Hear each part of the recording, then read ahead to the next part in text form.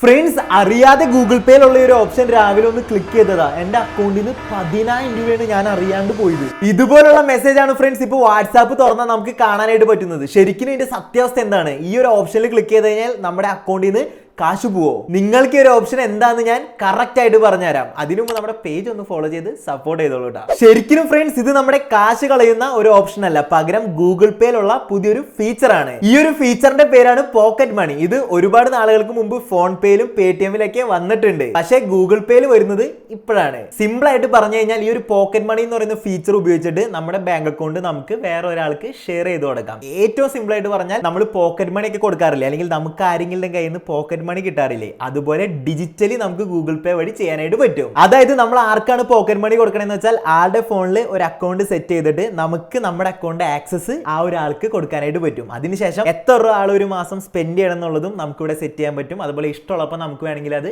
Cancel ചെയ്യാനും സാധിക്കും. ചുരുക്കം പറഞ്ഞു കഴിഞ്ഞാൽ ഫ്രണ്ട്സ് ഇത് കാശ് പോകുന്ന ഒരു ഓപ്ഷൻ അല്ല, പകരം ഗൂഗിൾ പേയുടെ ഒരു ഫീച്ചറാണ്. നമുക്ക് വേണമെങ്കിൽ ഇത് എടുത്ത് യൂസ് ചെയ്യാം. ആർക്കെങ്കിലും പോക്കറ്റ് മണി ഒക്കെ കൊടുക്കുന്നുണ്ടെങ്കിൽ ഇതേ കണ്ട, ഞാൻ ഇവിടെ ക്ലിക്ക് ചെയ്തു, ധൈര്യമായിട്ട് കാശ് പോവില്ല, ചുമ്മാ പറയണ്ട. അപ്പൊ ഫ്രണ്ട്സ് ഇനി ആരെങ്കിലും ഈ ഒരു ഓപ്ഷനിൽ ക്ലിക്ക് ചെയ്താൽ കാശ് പോകുമെന്ന് പറഞ്ഞു കഴിഞ്ഞാൽ എന്റെ ഒരു വീഡിയോ നിങ്ങൾ അവർക്ക് ഷെയർ ചെയ്ത് കൊടുത്തോ. കാശ് പോകത്തില്ല, ഇത് ജസ്റ്റ് ഒരു ഫീച്ചർ മാത്രമാണ്.